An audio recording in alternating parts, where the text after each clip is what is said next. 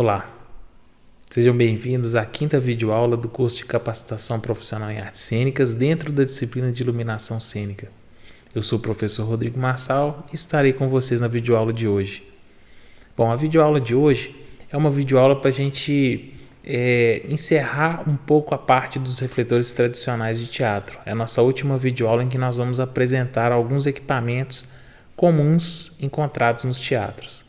Até a quarta videoaula, nós trabalhamos com os refletores mais tradicionais, que foram o refletor plano convexo, o refletor Fresnel, o refletor Par 64 e Sus4, os refletores Satellite e elipsoidal. Então, esses 5 refletores que se a gente pegar os dois modelos de par que a gente trabalhou nas últimas aulas, são os refletores que nós vamos encontrar certamente nos teatros, na lista de equipamentos que um teatro possui.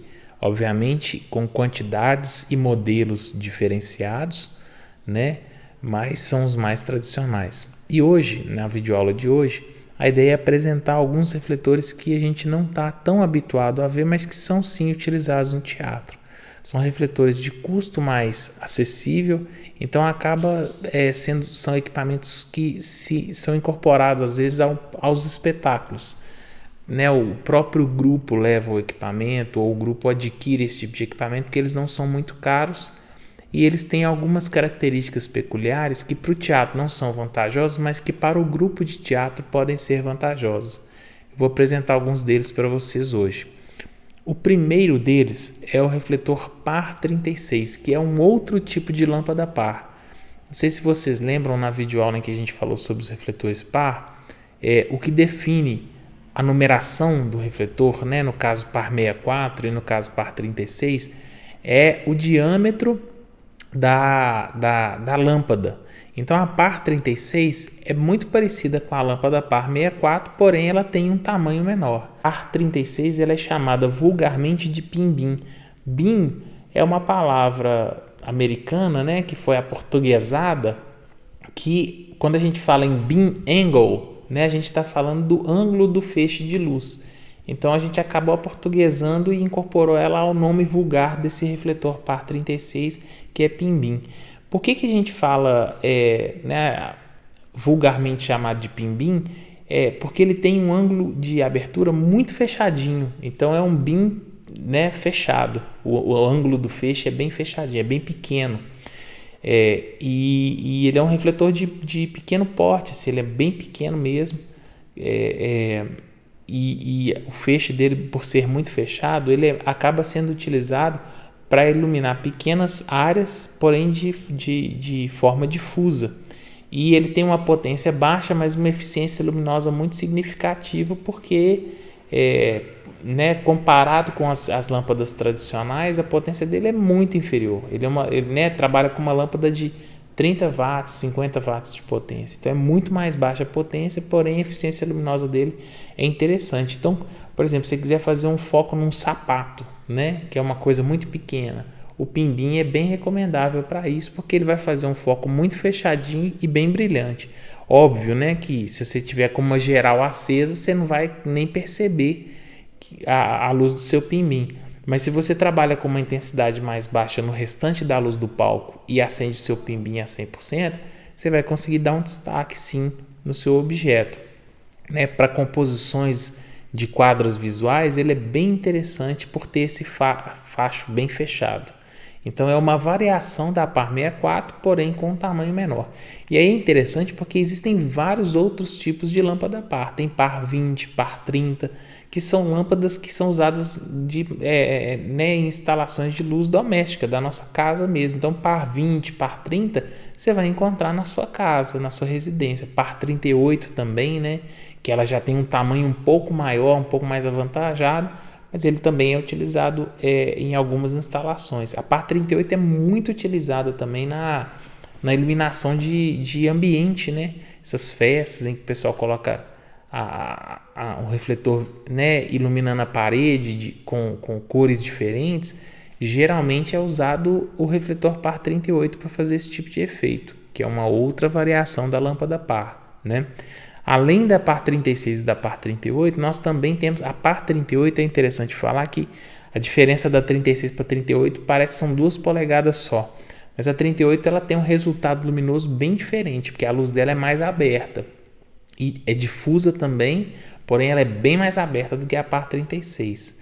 Ela já serviria mais para fazer geral do que para fazer foco, né? Só que como ela tem uma potência não muito alta, é interessante você trabalhar com a par 38 com o pé direito baixo. Se você tiver um pé direito para mais de 3 metros de altura, a par 38 ela já vai ter uma perda de brilho que talvez não seja interessante para o seu projeto. Aí vale a pena um teste, né? Depois da par 38 a gente teria a par 56, que é vulgarmente chamada de Locolite. A par 56 ela é muito utilizada em show, porque ela também, assim como a par 36, tem um ângulo de abertura muito fechadinho. Então ela é muito utilizada para poder fazer desenhos de luz com a fumaça, né? Fazer aqueles riscos, aqueles fachos, né, luminosos que se desenham na fumaça. Ela é mais eficiente do que a par 36 porque ela tem uma potência mais alta também, né? Ela tem uma potência mais alta, mas é tão fechadinha quanto, é um pouco mais aberta do que o pinbim, né? Ela é um pouquinho mais aberta, mas ela tem um ângulo bem fechadinho comparado a outras lâmpadas par. Então vale muito a pena usar a par 56 em show. Então vale muito a pena usar a par 56 em show. Bom, então faladas dessas lâmpadas pares, né? Tem um tipo de par que a gente chama de micropar, que não é necessariamente uma lâmpada par, ele usa uma carcaça de lâmpada par do tamanho bem pequenininha, ela é bem singela assim, por ser pequenininha e delicada, e você vai encontrar ela em algumas instalações, exposições, porque ela é bem discreta mesmo. Só que ela usa uma lâmpada dicróica, que é um outro tipo de lâmpada, não é bem uma lâmpada par, né? É uma lâmpada que tem embutido, né, no corpo da própria lâmpada o seu espelho e a sua lente. Então a micropar, ela usa essa lâmpada dicróica que tem, né, diferenças de potência e de ângulo de abertura, algumas mais fechadas, outras mais abertas, mas no geral a luz dela é bem difusa e bem aberta, ela não faz foquinho pequeno não, mas ela é bem interessante porque ela é um refletor de pequeno porte, então ele é muito interessante para ser usado em estruturas de cenário, quando você precisa instalar um refletor próximo ao cenário, mas ao mesmo tempo ele precisa ser discreto, né? E ele vai iluminar algo delicado, pequeno, enfim. Como a lâmpada dele não tem uma potência muito forte, geralmente lâmpada dicróica tem até 50 watts de potência, você até encontra algumas mais potentes, mas não é muito usual. Então ele é um refletor que você vai usar em cenas mais escuras para fazer uma composição cenográfica e tal. Obviamente, tudo que eu estou falando aqui, gente, são situações hipotéticas, né? Nada impede de você usar o equipamento de uma outra forma. O importante é você ter o espaço por experimento para você ver se a coisa vai funcionar quando você aplicar na realidade. É aquela história do WYSIWYG, né? Que a gente conversou no módulo anterior. Então, sempre que você vai inovar com um equipamento que você nunca usou, é legal você fazer um teste, né? Para você poder ver se a coisa vai funcionar de fato. E como eu disse, né, a micropar ela é uma lâmpada que tem uma potência relativamente baixa. Então o risco de você tentar usá-la numa situação que você tenha muita luz pode ser um problema, né? Então é muito importante você tentar sempre lembrar que é necessário haver essa associação, né? Às vezes o refletor é pequeno, então eu vou usar, mas aí você quer usar numa situação que tem muita luz, como a potência dele é baixa, talvez você não vai nem conseguir perceber o efeito que ele produz, porque já tem muita luz no ambiente e um não vai conseguir competir com o outro. Então você tem que avaliar bem para você não correr o risco de usar de uma maneira equivocada, tá bom? Então passamos aí pelos refletores par. Eu separei aqui outros 2 equipamentos que eu gostaria de falar para vocês, que são os refletores que a gente chama de Sangan, né? É um nome utilizado, mas não é o nome original desses equipamentos, né? São refletores com lâmpada palito, parecido com o Setlight, porém de potência menor e de tamanho menor também. Eles têm a mesma funcionalidade, são refletores que, mesmo estando próximos à superfície que vai ser iluminada, têm uma abertura, uma cobertura de luz muito grande. Então eles são muito interessantes para iluminar grandes áreas a curta distância. E aí são refletores que, por ter lâmpadas de menor potência, podem ter corpos, estruturas, carcaças um pouco menores. Você vai ter lâmpadas de 500 watts, de 300 watts, de 150 watts, E essas lâmpadas, uma vez que têm menor potência, também vão demandar uma estrutura, uma carcaça de refletor um pouco menor. Então são interessantes também, como as micropares, para serem instalados próximos ao cenário ou em regiões que vão ficar à vista do público, porque são refletores muito discretos e que têm uma cobertura grande. Então eles podem ficar próximos à superfície que vai ser iluminada, porque mesmo assim eles vão ter uma boa abertura de luz, Essa relação da proximidade também ela interfere muito, porque às vezes eu vou usar um equipamento de baixa potência, mas como eu vou estar muito próximo à superfície que vai ser iluminada, ainda assim, mesmo tendo muita luz iluminando o espaço cênico, esse efeito vai aparecer porque o refletor está próximo, Então nem sempre a relação de potência, de eficiência luminosa vai ser determinante, porque existem outras variáveis aí que vão afetar o meu resultado luminoso, tá bom?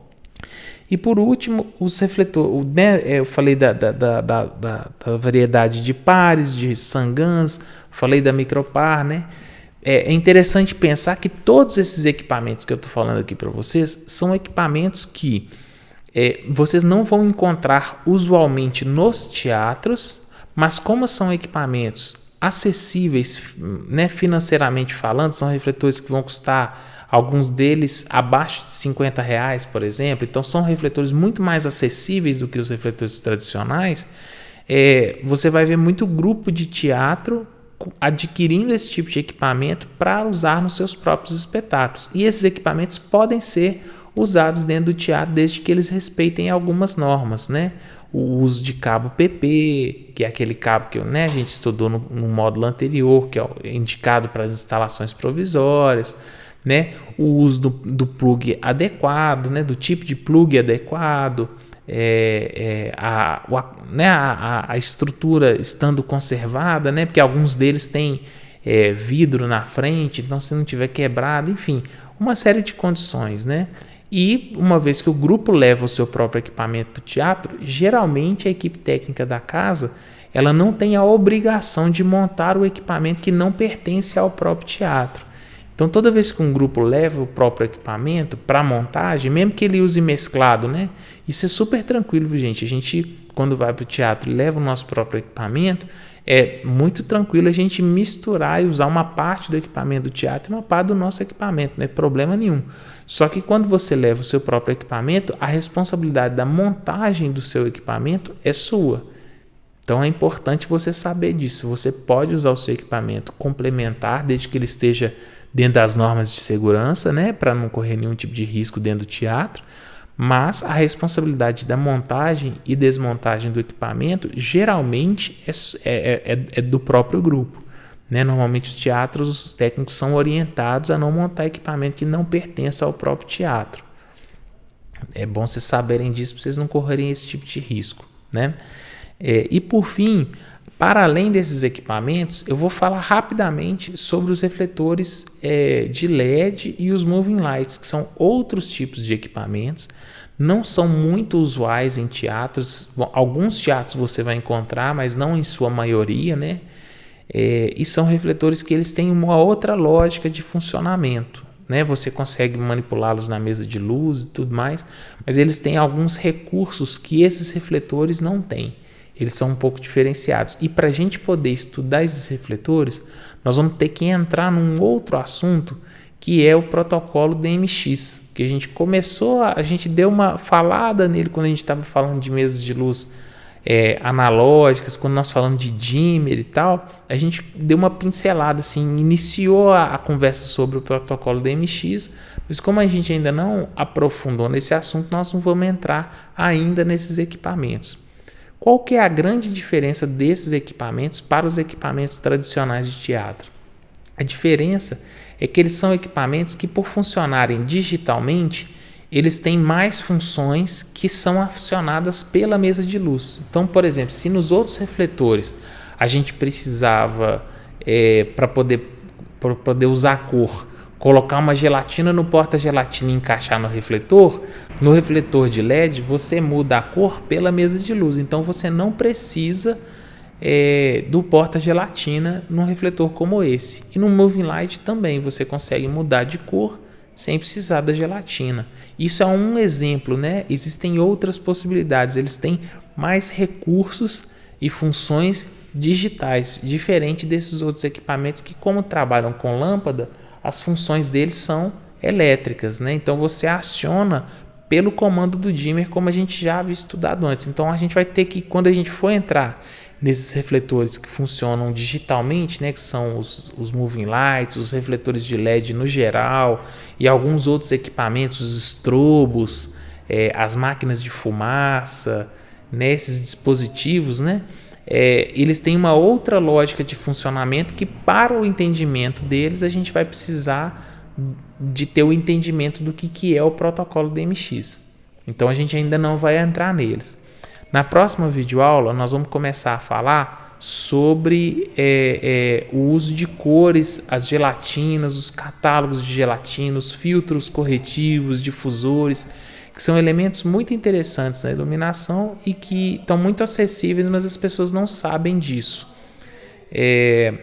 Eu continuo reiterando para vocês, né? O estudo à distância requer disciplina, então não deixem os conteúdos acumularem, até porque nós estamos chegando próximo da 8ª videoaula desse módulo do curso, e quando a gente terminar esse período, a gente vai começar a trabalhar com o conteúdo prático. E aí eu vou precisar que vocês estejam com todo esse conteúdo estudado para a gente poder passar para a prática, né? Quando a gente já estiver de volta às aulas. Um último equipamento que eu queria apresentar para vocês hoje é o refletor, né, que recebe a denominação de canhão seguidor.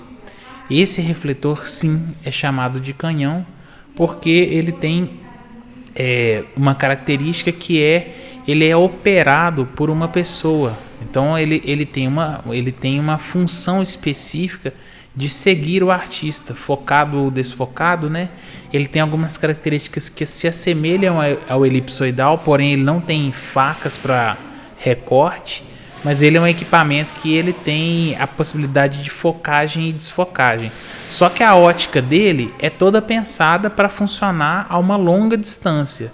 Então mesmo você estando a 20, 30, 40 metros do palco, ele tem eficiência luminosa para atingir essa distância toda. E ele é manuseado manualmente. Então existe um operador do canhão seguidor. É uma pessoa, né, que fica ao lado do canhão. Esse canhão é montado geralmente em uma estrutura que a gente chama de tripé, né? E esse operador ele faz, né, o manuseio do canhão seguidor para que ele acompanhe o movimento do artista no palco. Então o canhão seguidor é um equipamento tradicional. Nós não vamos encontrar em teatros de menor porte, mas nos teatros de grande porte é bem provável que você encontre. E aí sim é um equipamento que recebe o nome de canhão. Então quando você fala em canhão, você está falando de canhão seguidor. Os outros equipamentos a gente tenta não chamar de canhão porque demonstra um certo desconhecimento, né, do que se está falando. Eu gostaria de reforçar aqui essa ideia de que o curso ele continua funcionando à distância com o nosso planejamento, né? Nós ainda temos mais 3 videoaulas que serão enviadas para vocês e depois disso a gente vai aguardar, né, o retorno das aulas presenciais para a gente continuar com as atividades práticas. A gente ainda não tem uma previsão, né? Mas agora, ao término da 8ª videoaula, a Jéssica deve retomar o trabalho com vocês e aí as aulas de iluminação retornam em agosto, né? Então, o mês de julho aí vocês vão estar trabalhando com a Jéssica na parte de caracterização cênica e a gente retoma com as partes práticas da iluminação em agosto. Nós ainda temos 3 videoaulas, né? E na próxima videoaula a gente deve começar a trabalhar a questão do uso das gelatinas. A gente vai conhecer um pouco dos catálogos, dos difusores, alguns efeitos que são associados aos refletores e que nós podemos usar, né, como acréscimo aí nos efeitos de luz que a gente pode produzir com os equipamentos. Então agradeço a vocês mais uma vez e até a próxima aula.